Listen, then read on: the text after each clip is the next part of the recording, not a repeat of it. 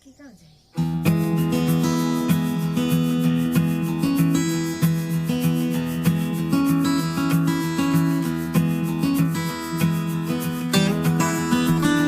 बोलो हेलो। क्या पहन रहे? तो चलिए, शिवा की मसाज तो मैंने कर ली। मैंने नहलाया नहीं इसको आज, क्योंकि मुझे ऐसा लगता है इसको जैसे कोल्ड ना हो जाए, इसीलिए। क्योंकि हमारे यहाँ पर ठंड बहुत ज़्यादा हो गई है। जैसे पिछला ब्लॉग मैंने शेयर किया था ना आपके साथ, मंडी वाला, तो हम गए यहाँ तो जैसे स्वेटर की जरूरत महसूस हो रही थी कि यहाँ से स्वेटर के बिना नहीं जा सकती, और मेरा कोई भी गर्म कपड़े यहाँ पर नहीं थे, जैसे मैंने पिछले ब्लॉग में बताया आपको। तो मैंने सिर्फ वो कॉटन का सूट पहना और बस उसके बाद चली गई। तो वहां पे हमें बिल्कुल भी महसूस नहीं हुई ठंड, आती बार भी ठंड नहीं लगी, क्योंकि वैसे भी चलते जब हैं तो ठंड बिल्कुल। इसको मैंने बोला था मुंह हाथ धोने के लिए, इसको भी आज नहीं नहलाया, क्योंकि जब हमारे यहाँ पर सर्दियां स्टार्ट हो जाती है तो मैं फिर बच्चों को तीसरे दिन नहलाती हूँ, ऐसे रोज नहीं नहलाती। बस इनके कपड़े चेंज करवा दूंगी, मसाज करूंगी, बाकी मैं इनके जो नहलाऊंगी इनको सिर्फ थर्ड डे ही, क्योंकि फिर यहाँ पर बहुत ज्यादा ठंड होती है, तो उससे ऐसा लगता है जैसे कोल्ड है, और इसकी हर बार जैसे छाती जाम हो जाती है शिवा की, तो उससे भी मुझे बहुत डर लगता है, इसलिए इसको धूप में मैं ज्यादा रखती हूँ। क्या चाहिए? पजामा दिख रहा है जो पहन रहा है, जल्दी करो, तेरी कंघी कर दूं फिर।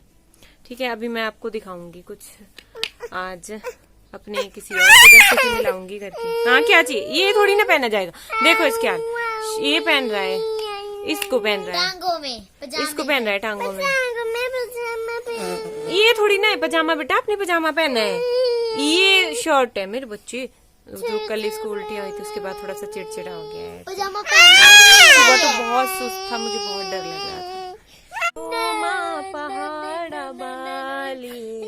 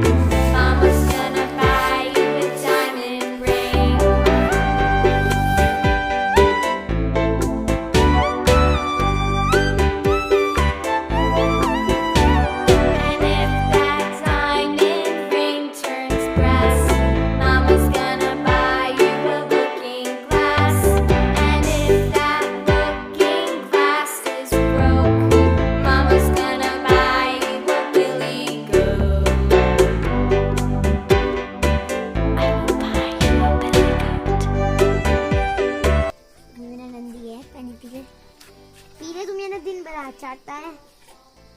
5 महीने का है, आपको बड़ा लग रहा होगा, 5 महीने का ही है। 6 मंथ का हुआ है। हाँ, पीने दो उसको, पीने दो उसको, आप हट जाओ साइड।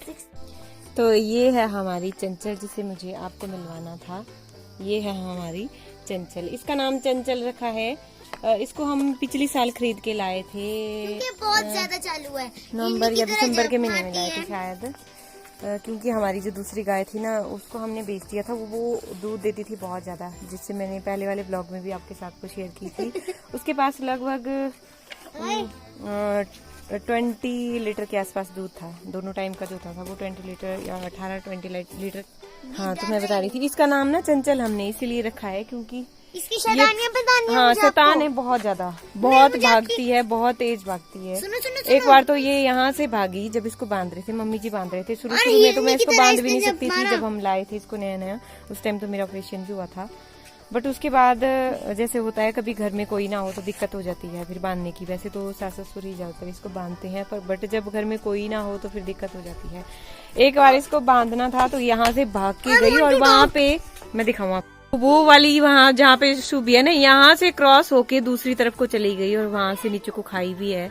मुश्किल से इसको कंट्रोल किया, फिर मम्मी जी ने सीधा भाग गई। वैसे हमारी कोई गाय इसको लांग के नहीं जाती थी, बट ये बड़ी चंचल, इसीलिए इसका नाम चंचल रखा है। जहाँ अच्छा सुनो, मैं आपको ना ये नाम उसको पहले से ही मिला है, जहाँ से हम इसको खरीद के लाए थे वहां से इसको ये नाम मिला है। और अभी ये प्रेग्नेंट है, ये 3 मंथ प्रेग्नेंट है अभी, बट ये दूध अभी भी देती है। इसके पास भी बहुत दूध है, ये लगभग देती है 12 लीटर के आसपास इसके पास दूध है। अभी तो इसके पास 8 लीटर के आसपास होगा, जब प्रेग्नेंट है तब भी 8 लीटर के आसपास ही दूध देती है। अच्छा सुनो फ्रेंड्स, तो हमारे घर में दूध की कभी कमी नहीं होती, इसलिए हमने एक गाय जरूर रखी होती है। हाँ, मैं आपको इसकी 2 और शैतानियां बताती हूँ। एक बार तो इसको यहाँ लाए ना, फिर जहाँ पे खाएंगे ना वहाँ पे इसने दो आगे के खूर रख दिए और फिर ऊपर को घास चाट रही है। तीसरी नंबर शैतानी, इसने ना जो क्या बोलते हैं इसको, जिसमें गाय घास खाती है, क्या बोलते हैं इसको, गाय का खुरली यहाँ पे क्या कर रही थी, मैं दिखाऊंगी। हाँ खुरली, उसकी जो सीमेंट होती है ना ईंटों वाली, सीमेंट होता है। हाँ बताओ। वो आधा चाट दिया इसने, आधा नीचे भी फेंका है। हाँ खा लेती है ऐसे, इसको पता नहीं कैल्शियम की कमी है। वैसे तो इसको कैल्शियम की दूसरी वो कैन लाए होते हैं, पूरी क्या बोलते हो आप उसको, कैन। इनका ठिकाना अलग अलग होता है। सुबह इनका ठिकाना इस तरफ होता है और जैसे ही धूप लगती है तो इनका ठिकाना इस तरफ हो जाता है, इसलिए सारा आंगन ये गाय का ही हो गया है। ये हमारी चंचल का ही सारा आंगन हो गया है। और इसका बछड़ा, ये जो बछड़ा है ये है अभी 5 मंथ का है अभी भी। देखो इतना बड़ा हो गया, कितना बड़ा है, देखा बहुत बड़ा पेट था जब इसको लाए थे। तो दूसरे नए घर में ताया ससुर के वहां पे ही इसको रखा था, उनकी सेट पे ही रखा था इनको, जो उनका काउ सेट है वहीं पे ही रखा था, क्योंकि इसको ऊपर लाने में दिक्कत होती हमें, फिर इस वाले घर में लाने को दिक्कत होती, इसलिए हमने इसको वहां पे ही रखा था। अब गाय की करंडी, और इसी से भी गाय की बोल दिया, मैं खुरली बोलने वाली थी ना। ये सुबह इनका ठिकाना यहाँ होता है ना, यहाँ वैसे इनको खाने के लिए ये बनाया है ना, यहाँ पे इनको रस्सी से बांधते हैं। हाँ नीचे बांधा होता है और ये ऊपर है इसका घास खाने के लिए इनको। वो देख सकते हो आप, सारी भरी हुई है, बट यहाँ पे खाली।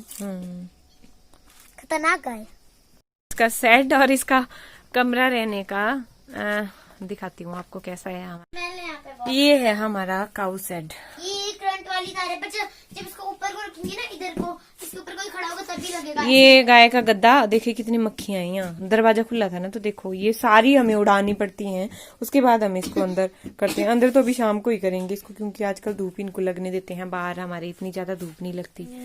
तो ये है हमारा सेट, बस छोटा सा कमरा है ये, क्योंकि हमें सिर्फ एक गाय ही रखनी होती है दूध के लिए, इसलिए हमने छोटा सा ही बनाया है। ये उनके कंबल वगैरह रखे हैं रात को जो उड़ाते हैं गाय को एक तरफ। ठंड लग जाती है ना रात को। और ये इसकी खुरली यहाँ पर इन दोनों की घास के लिए। तो बस मिल ली है आप हमारी चंचल से भी, ठीक है। अभी मैं शिवा को सुलाऊंगी और उसके बाद मैं ब्लॉग को कंटिन्यू करूंगी।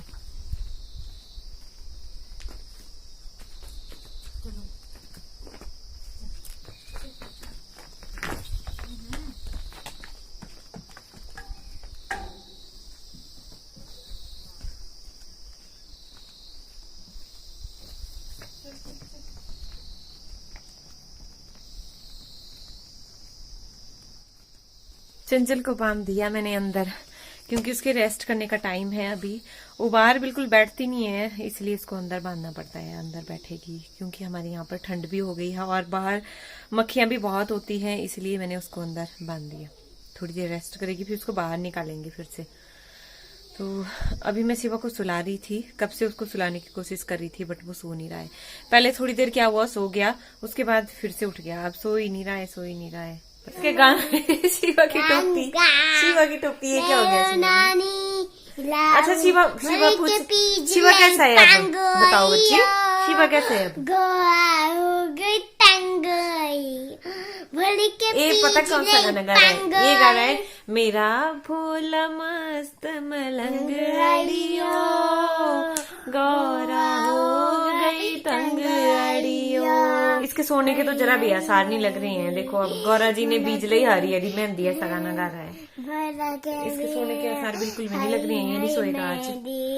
तो अभी ना पता क्या, मैं एक मैसेज पढ़ रही थी जो स्कूल से आया था, अभी नहीं मतलब वो तो मैंने कल शाम को पढ़ा था, पर अभी मुझे याद आई, जो मुझे लगा कि शेयर करना चाहिए आपके साथ। तो इनके स्कूल में किसी 11th क्लास का बच्चा था, जो जिस स्कूल में मेरी छोटी पढ़ती है, तो उस स्कूल में एक बच्चे ने 11th में जो पढ़ता था, उस बच्चे ने फांसी लगाई।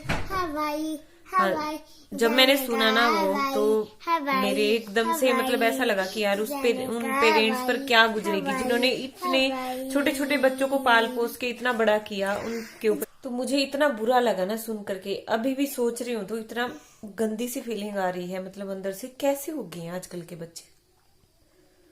पता नहीं क्या, जरा सी बात पे या कुछ भी पढ़ाई पे बोलोगे या जरा के लिए बोलोगे तो बस एक ही, इसीलिए पैदा करते हैं क्या बच्चों को कि वो बड़े होके फांसी लगा ले या इस तरह से अपने पेरेंट्स को दुख दें।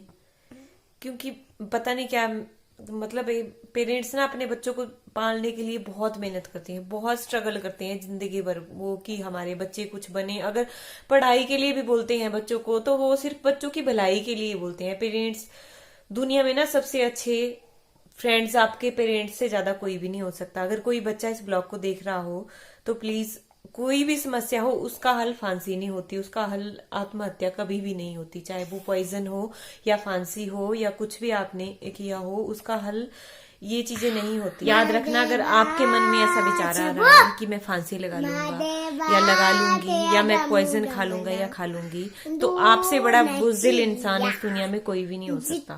ये जो उम्र होती है ना, हमें इस उम्र में समझ नहीं आता। जब हम इस उम्र से निकल जाते हैं तब जाके हमें चीजों के बारे में कुछ समझ आता है कि जिंदगी कैसी है और जिंदगी कैसी अनमोल है, उस भगवान की देन।